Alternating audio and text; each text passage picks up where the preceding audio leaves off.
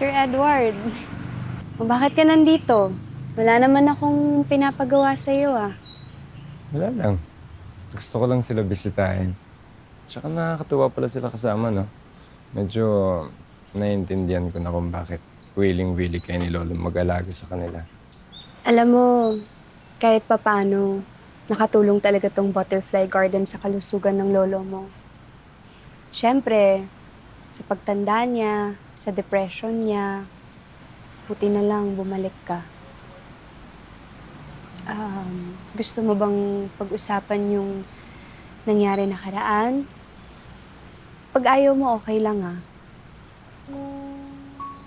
Marami akong trauma, Lilian. Marami akong kinatatakutan. Kaya ayoko pumirim sa isang lugar. Gusto ko tumakbo lang ako. Gusto ko lumayas. Gusto ko umalis. Yung paglabas ko ng Boys Town, takot ako baka hindi na ako tanggapin. Baka wala na ako mabalikan. Baka abulin lang ako ng mga ginawa kong mali. Pero nung dumating naman ako dito, kumalma naman yung loob ko eh. Pakiramdam ko, dapat nandito ako magstay. Pero parang hindi. Parang hindi ko alam. Sir Edward, alam mo, lagi mong tandaan na pwede kang magstay for as long as you want. Sanctuary mo to. Lagi mong tandaan na lahat ng nagmamahal sa'yo nandito. Lilian, salamat ah. Isa ka sa mga tao na nag-aalaga talaga sa akin. Lilian, nararamdaman mo ba yung mga paru-paro sa tiyan ko? Lilian, parang meaning nun, gusto na kita. Ay, pasensya na, hindi komportable sa'yo. Una na ako. Sir Edward,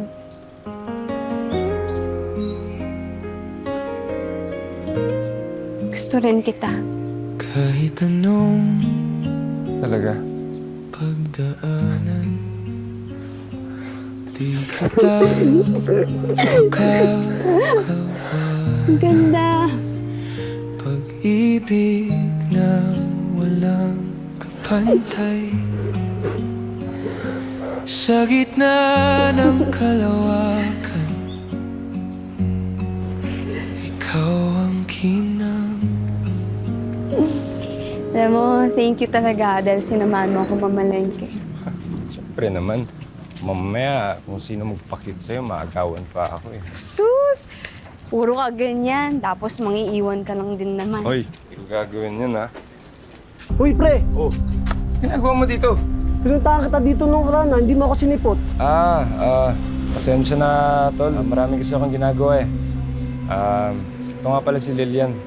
Si Julio. Lilian, pwede bang mauna ka muna sa loob, ha? Sigurado ka ba? Please. Sige. Ano? Ibalita na pala ako sa pamilya ni Christian. Bro, hindi ko nga alam kung kaya ko gawin eh. Kadalawang isip nga ako eh. Seryoso ka ba? Buong panahon na nasa Boys Town ka. Ang sabi mo, paglabas mo, unahin mo ang pamilya ni Christian. Problema mo, hindi ko nga alam kung kaya ko gawin eh. Dahil kay Christian, kaya ka nandito, di ba? Kaya ka nakulong. Ngayon nandito ka na, ngayon ka pa atras. Dahil ba doon? Ano? Si Lilian? Wala siyang kinalaman dito. Sa atin lang to. Huwag nga ako, kilala kita, tuso ka. Hindi sila yung mga tipuhan mo. Alam ko lahat ng kalokohan mo, ang tagal natin nagsama. Inaikot mo lang si Lilian para makuha mo tong mansyon na to. Huwag ka nga magsalita sa akin ng ganyan. Gusto ko talaga si Lilian. Siya lang yung babae na nakapagbabago ng pananaw ko sa buhay. Naintindihan mo ba yun? Talaga ba? Eh di congrats, ikaw na. Mas ka nga.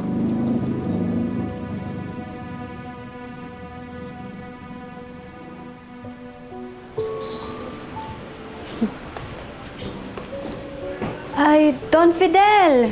Ano pong nangyayari? Okay lang po ba kayo? Ate Lilian, wala na po siya. Nakaalis na. Dala niya po lahat ng gamit niya.